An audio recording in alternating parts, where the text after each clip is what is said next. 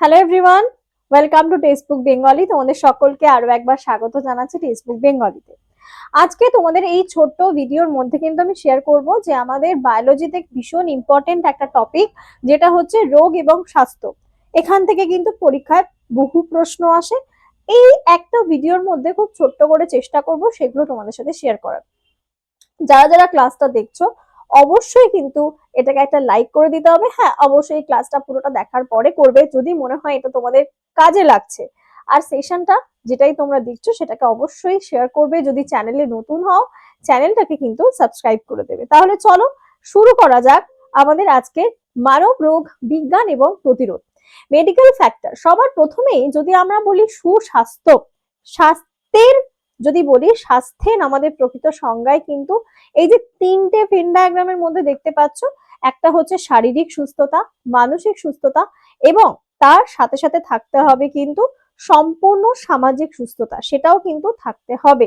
সেটা সবটা মিলিয়ে যখন থাকছে সেটা হচ্ছে আমাদের সম্পূর্ণ স্বাস্থ্য। মানসিক চাপ, তারপরে ভারসাম্য, হরমোনের একটার সাথে একটা রিলেটেড, প্রচুর স্ট্রেস, তার মধ্যে হরমোনাল ডিসব্যালেন্স এবং রোগ প্রতিরোধ ক্ষমতা কিন্তু হ্রাস পেয়ে যাওয়া।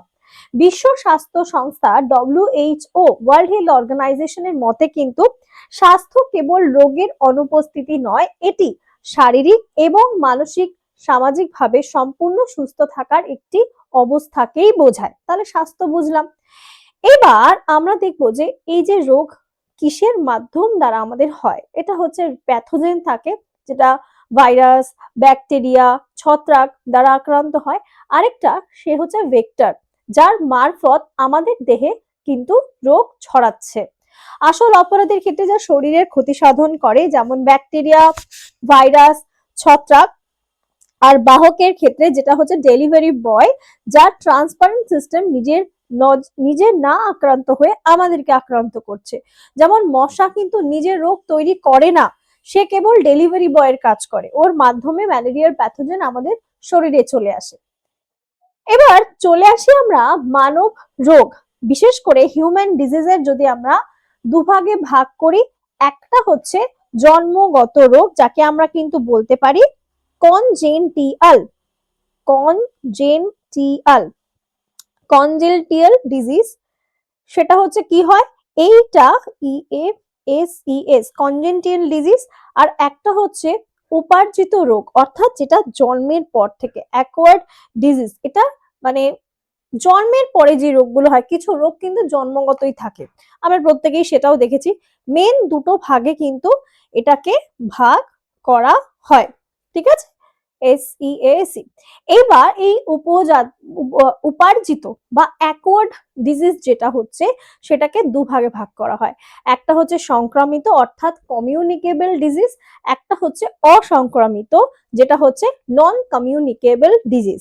আবার নন কমিউনিকেবল ডিজিজের মধ্যে বেশ বেশ ভাগগুলো রয়েছে। তো আমরা প্রথমে শুরু করব। প্রথমে যদি বলি যে জেনেটিক ত্রুটি, বা যেটা একটু আগে বলছিলাম যে বিফোর বার্থ বা কনজেন্টিয়াল রোগ, বা যেটাকে আমরা বলতে পারি জন্মগত রোগ, সেটা কিভাবে হয়। যেমন ধরো বর্ণান্ধতা, লাল এবং সবুজ রঙের মধ্যে পার্থক্য না করতে পারা। তারপরে ডাউন সিনড্রোম, এটা 21তম ক্রোমোজোমের আধিক্যের কারণে। আমরা জানি আমাদের দেহে কত জোড়া, 22 জোড়া অটোজোম, 22 জোড়া থাকে অটোজোম এবং এক জোড়া থাকে হচ্ছে সেক্স ক্রোমোজোম। তো সেটা মিলিত হয়ে মোট 23 জোড়া অর্থাৎ 46টি থাকে। তো এখানে যে 21 নম্বর ক্রোমোজোমটা, 21 জোড়া নয় কিন্তু 21 নম্বর যে ক্রোমোজোমটি, তার আধিক্যের কারণে শরীরের মানসিক বিকাশে ব্যাঘাত ঘটে, যার কারণে ডাউন সিনড্রোম দেখা যেতে পারে।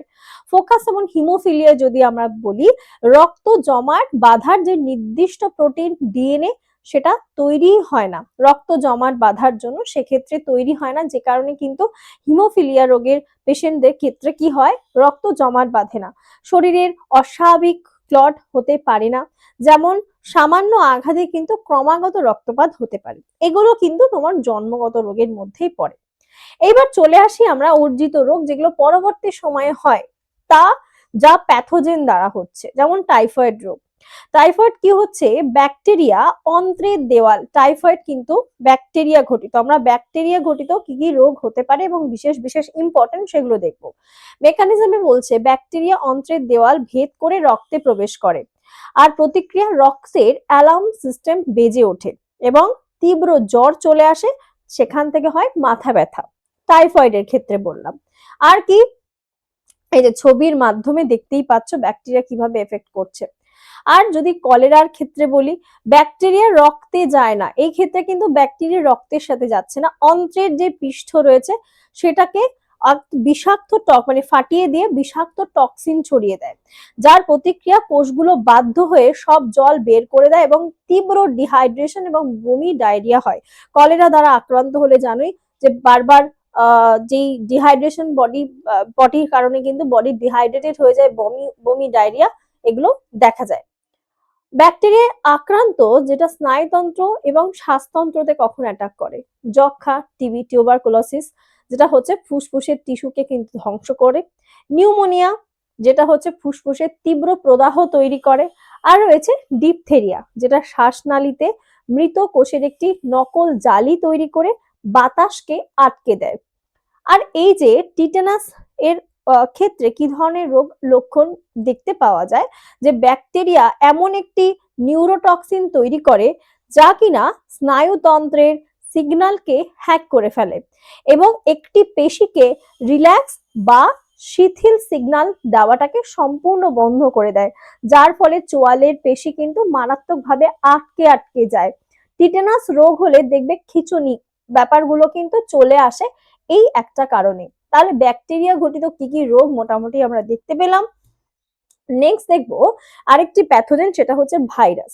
ভাইরাসের কিন্তু নিজস্ব কোনো জীবন থাকে না, এরা আমাদের দেহের কোষের ভেতরে প্রবেশ করে এবং মেশিনের সাহায্যে বলতে পারো নিজেদের কপি তৈরি করে আমাদের দেহের মধ্যে কোষ বিভাজন করে। শরীরের প্রথমেই যদি বলি ভাইরাস ঘটিত রোগের মধ্যে একটা ফেমাস রোগ হচ্ছে এইচআইভি, যেটা হচ্ছে আমাদের এইডস রোগ তৈরি করে, যা কি করে শরীরের রক্ষাকারী একদম আমাদের যে রক্ষাকর্তা শরীরের ভেতরে শ্বেত রক্ত কণিকাকে ও ডাইরেক্ট গিয়ে অ্যাটাক করে। শ্বেত রক্ত শরীরের রক্ষাকারী পুলিশ, যেটাকে আমরা বলি শ্বেত রক্ত কণিকা, আক্রমণ করে ধ্বংস করে ফেলে, ফলে সাধারণত সর্দি কাশির বিরুদ্ধেও কিন্তু আর মানে ইমিউনিটি, আমাদের যে ইমিউন সিস্টেমটা টোটালি ড্যামেজ করে দেয়, যে কারণে এইডস রোগ হওয়ার পরে কিন্তু মানে সব রকম সমস্যা দেখতে পাওয়া যায়। ঠিক আছে, নেক্সট হচ্ছে পোলিও ভাইরাসের ক্ষেত্রে সরাসরি স্নায়ুতন্ত্র এবং মেরুদণ্ডকে আক্রমণ করে পেশি সংকুচিত করে দেয়। পোলিও রোগ হলে জানো পোলিও রোগের ক্ষেত্রে কি কি সমস্যা আমরা দেখতে পারি, এবং এর পাশাপাশি ভাইরাস জনিত যদি আরো অন্য কিছু রোগ ব্যাধির ক্ষেত্রে, যেটা বললাম এই যে পোলিও রোগের ক্ষেত্রে আমরা দেখতে পাচ্ছি, এছাড়াও মামস রয়েছে, র্যাবিস রয়েছে, তারপরে হচ্ছে ডেঙ্গু, এগুলো কিন্তু সমস্ত কিছু ভাইরাস ঘটিত রোগ। স্মল পক্স এটা, তারপরে হচ্ছে তোমাদের চিকেন পক্স, এগুলো কিন্তু ভাইরাসের কারণে এই রোগগুলো হয়ে থাকে। কমন কোল্ড রাইনো ভাইরাসের জন্য, যেমন ডেঙ্গু, ডেঙ্গু একটা কিন্তু ফেমাস বলতে পারি আমরা ভাইরাস ভাইরাসের কারণে হয়ে থাকে, যেমন হচ্ছে ডেঙ্গু ভাইরাস, এই ভাইরাসটার নাম কিন্তু ডেঙ্গু ভাইরাসই। এটার কাজ কি, যে রক্তের যে ছবির মাধ্যমে বুঝতে পারছো এই যে এগুলো হচ্ছে অনুচক্রিকা, এই অনুচক্রিকার কাজ হচ্ছে ছোটখাটো লিকেজকে প্লাস্টার করে বা মেরামত করে। আর এই ডেঙ্গু ভাইরাস সবার প্রথমেই রক্তের মধ্যে মিশে ভাইরাসের যে প্লেটলেটের সংখ্যাকে মারাত্মক পরিমাণে কমিয়ে দেয় আর ভেতরে লিকেজ তৈরি করে, এই যে লিকেজ তৈরি করে, যার ক্ষেত্রে ইন্টারনাল ব্লিডিং আমরা বলতে পারি, রক্তপাত এবং প্রদাহ শুরু হয়। এই যে হাড় ভাঙা জ্বর, ডেঙ্গু মানে কিন্তু বারবার ঘন ঘন জ্বর আসা, এই হাড় ভাঙা জ্বর কিন্তু অভ্যন্তরীণ যে রক্তপাতটা হচ্ছে সেই রক্তপাত এবং মারাত্মক প্রদাহের ফলে বারবার হাড় এবং পেশিতে অসহ্য ব্যথাও হয়। আর কি ভাইরাসের জন্য যেটা নর্মাল বললাম, সাধারণ সর্দি রাইনো ভাইরাসের জন্য গলা নাকের উপরিভাগে থাকে, শরীরে কয়েকদিন থেকে নির্মূল করে দেওয়া যায় কোনো অ্যান্টিবায়োটিক খেলে। র্যাবিসের ক্ষেত্রে স্নায়ুতন্ত্রের মাধ্যমে সরাসরি মস্তিষ্কে পৌঁছায়, র্যাবিস কিন্তু র্যাবিস ভাইরাসের কারণেই হয়, যেটা রাইনো ভাইরাসের একটা ফ্যামিলি আমরা বলতে পারি। এটা কিন্তু হাইড্রোফোবিয়ার মেকানিজম, এটি কোনো কাল্পনিক বা মানসিক ভয় না। ভাইরাসটি মস্তিষ্ককে গিলে খাওয়ার নিয়ন্ত্রণ এবং অংশকে ধ্বংস করে দেয়, যার ফলে জল পানের চেষ্টায় গলায় মারাত্মক যন্ত্রণাদায়ক খিঁচুনি হয়। এই যে আমি বলি না, আমাদের যে কুকুরে কামড়ালে জলাতঙ্ক রোগ হয়, জলের প্রতি একটা আসক্তি, ভয় চলে আসে, জল পিপাসা বাড়ে, কিন্তু জল দেখলে একটা ফোবিয়া তৈরি হয়, এই র্যাবিস ভাইরাসের কারণেই কিন্তু হয়। এবার যদি দেখি প্রোটোজোয়া বা অদ্য প্রাণী, আমরা বলি ভাইরাস ব্যাকটেরিয়ার পরে আরেকটা প্যাথোজেন হচ্ছে প্রোটোজোয়া বা পরজীবী বলতে পারো। অন্যতম একটা বিখ্যাত রোগ হচ্ছে, সেটা হচ্ছে ম্যালেরিয়া। দা থার্মোস্ট্যাট মেকানিজমের ক্ষেত্রে এই ম্যালেরিয়া রোগের যে জীবাণু, যেটাকে আমরা বললাম পরজীবীর ক্ষেত্রে, ম্যালেরিয়া ছাড়াও তোমাদের এন্টামিবা আমাশয় রোগ কিন্তু হয় এই পরজীবীর কারণে। তারপরে স্লিপিং সিকনেস আমরা দেখতে পারি, এই যে কালা জ্বর, এগুলো সব কিন্তু পরজীবী অর্থাৎ প্রোটোজোয়ার জন্য হয়ে থাকে। ম্যালেরিয়ার দা থার্মোস্ট্যাট মেকানিজম পরজীবীগুলি লোহিত রক্ত কণিকাকে আরবিসির ভেতরে ঢুকে লুকিয়ে বংশবৃদ্ধি করে। কোষ ফেটে গেলে রক্তে প্রচুর টক্সিন ছড়িয়ে পড়ে, এই এক একটা সেলকে ওরা ফাটিয়ে দিচ্ছে, এবং তার দরুন যেটা কি হয়, শরীরের তাপমাত্রা বেড়ে যায় এবং তীব্র জ্বর, পেশি কাঁপতে থাকে। ম্যালেরিয়া রোগের জ্বর যেখানে হয়, এবং ম্যালেরিয়া আক্রান্ত ব্যক্তিকে যদি অন্য কোনো মশা আবার কামড়ায়, সেই মশার খাওয়া রক্তর মাধ্যমে কিন্তু আবার ম্যালেরিয়া রোগের সেই জীবাণুটা মশার মাধ্যম দিয়ে বাহিত হয়, এবং সেই মশা যখন আবার অন্য কোনো ব্যক্তিকে কামড়ায়, তার মারফত কিন্তু রোগটা চলে যায়। আর এছাড়াও কালা জ্বর তো বললাম, সরাসরি অস্থিমজ্জাকে আক্রান্ত করে এবং রক্ত তৈরি করতে বাধা হয়। স্লিপিং সিকনেস মস্তিষ্ক এবং মেরুদণ্ডের প্রদাহ সৃষ্টি করে, যা কোনো শান্তির ঘুম নয়, বরং এক মারাত্মক কোমা বা সুপ্ত অবস্থা চলে যায় এই স্লিপিং, যেটা হচ্ছে ট্রাইপ্যানোসোমা বুরুসেই। ট্রাইপ্যানোসোমা হচ্ছে এর যে প্যাথোজেনটা বলতে পারি, এই প্রোটোজোয়াটার নাম। বিশেষ করে ম্যালেরিয়ার ক্ষেত্রে অ্যানোফিলিস, যেটা প্লাজমোডিয়ামের ভ্যারাইটি, প্লাজমোডিয়াম ভাইপ্যাক্স, প্লাজমোডিয়াম ফালসিপারাম, সেগুলো কিন্তু এর ভ্যারাইটি রয়েছে, বিভিন্ন জায়গা ভেদে আলাদা আলাদা দেখতে পাওয়া যায়। এবার চলে এসো আরেকটা প্যাথোজেন, সেটা হচ্ছে কিন্তু আমাদের ছত্রাক। যেমন ত্বক এবং ফুসফুসের ক্ষেত্রে, ত্বকে ছত্রাক এর দ্বারা যে সমস্ত রোগ সৃষ্টি করে, গরম আর্দ্র পরিবেশে জন্মায়, যেমন দাঁত, স্ক্যাবিস, অ্যাথলিট ফুট, এগুলো কিন্তু হয়ে থাকে। এই ছত্রাক বিশেষ করে আমরা বলি ফাঙ্গাস রিলেটেড যে সমস্ত রোগ, রিং ওয়ার্ম, তারপরে হচ্ছে অ্যাথলিটস ফুট, তার পাশাপাশি তোমাদের বিভিন্ন ধরনের যে ব্ল্যান্ডনেস, যেরকম বলছে যে অ্যাসপারজিলাস ছত্রাকের অতি ক্ষুদ্র স্পোর নিঃশ্বাসের সাথে ফুসফুসে প্রবেশ করে। এগুলো শ্বাসনালীতে সরাসরি একটি ভৌত জাল তৈরি করে, ছবিটার মাধ্যমে বুঝতে পারছো, এবং মারাত্মক প্রদাহ সৃষ্টি করে, যেটা শ্বাসনালীকে সংকুচিত, প্রদাহ মানে কিন্তু ঘা, ঠিক আছে, যেটাকে আমরা আলসার টাইপের জিনিস বলি, সেই প্রদাহ, গর্ত বা ঘা টাইপের জিনিস তৈরি করছে। আর কি, এছাড়াও পুষ্টির অভাবেও আমরা দেখতে পাই বিভিন্ন রকম ভাবে, যেমন ভিটামিন এর অভাবে রাতকানা রোগ হতে পারে, ভিটামিন ডি এর অভাবে রিকেট বা হাড় বাঁকা হয়ে যায়, আয়োডিনের অভাবে গলগণ্ড রোগ হয়, ভিটামিন সি এর অভাবে স্কারভি, যেটা হচ্ছে মাড়ি দিয়ে রক্ত পড়া, ভিটামিন বি1 এ বেরি রোগ হয়, আয়রনের অভাবে কিন্তু অ্যানিমিয়া বা রক্তাল্পতা দেখা যায়। তো এই বিশেষ বিশেষ জিনিসগুলো আমাদের রোগ এবং স্বাস্থ্যের চ্যাপ্টারে কিন্তু গুরুত্বপূর্ণ। কার অভাবে কি হয়, কোন রোগের কারণ কি, এটা ব্যাকটেরিয়া ঘটিত না ভাইরাস ঘটিত, তো আমি মেন গুলোই তোমাদের চেষ্টা করলাম এই ভিডিওতে পুরোটা শেয়ার করার। আর কি, জীবনযাত্রায় কোষীয় ত্রুটিতে মডার্ন চ্যালেঞ্জ হচ্ছে হৃদরোগ। হৃদরোগটাও কিন্তু এক ধরনের রোগ, এটাও পরবর্তী সময়ে এসে যায়। কোলেস্টেরল বৃদ্ধি এবং রক্ত সঞ্চালনে বাধা হয়। ডায়াবেটিসও কি, অগ্নাশয় থেকে ইনসুলিন কম বের হওয়ার জন্য রক্তে শর্করার পরিমাণটা বেড়ে যায়, যেহেতু ইনসুলিন শর্করাকে ব্যালেন্স করতে পারে। আর ক্যান্সারের ক্ষেত্রে এটাকে জৈবিক ব্রেকফেল বলে, একটা রেগুলার সার্কেলের মধ্যে ডিস্ট্যাকশন হওয়া, প্রতিটি কোষের নিজস্ব একটি জেনেটিক প্রোগ্রামিং বা ব্রেক থাকে, যা নির্ধারণ করে এবং কোষ বিভাজনকে থামিয়ে দেয় জেনারেল, এবং ওরা কি করে, ম্যালিগন্যান্ট কোষে দ্রুত বিভাজন করতে থাকে, যার কারণে সেই ক্যান্সার কোষগুলো বাড়তে থাকে এবং বাড়তে বাড়তে টিউমার সৃষ্টি করে দেয়। ঠিক আছে। আর চূড়ান্ত প্রতিরোধ যদি বলি, ভ্যাকসিন এবং সতর্কতাই কিন্তু আমাদের সুস্বাস্থ্যের জন্য প্রয়োজনীয়। প্রত্যেকটা রোগের জন্য আমরা যেমন বিভিন্ন রোগের ক্ষেত্রে, ডিপথেরিয়ার ক্ষেত্রে ডিপিটি ভ্যাকসিন আমরা দেখতে পাই, যেমন তারপরে হচ্ছে তোমাদের ডগ বাইটের জন্য র্যাবিজের ভ্যাকসিন রয়েছে, পোলিওর জন্য ওপিভি ওরাল পোলিও ভ্যাকসিন সেগুলোও রয়েছে। শরীরের মৃত এবং অত্যন্ত দুর্বল জীবাণু প্রবেশ হয় এবং এর কারণে হিউম্যান ইমিউন সিস্টেমকে আসল বিপদ ভেবে অস্ত্র বা অ্যান্টিবডি তৈরি করে।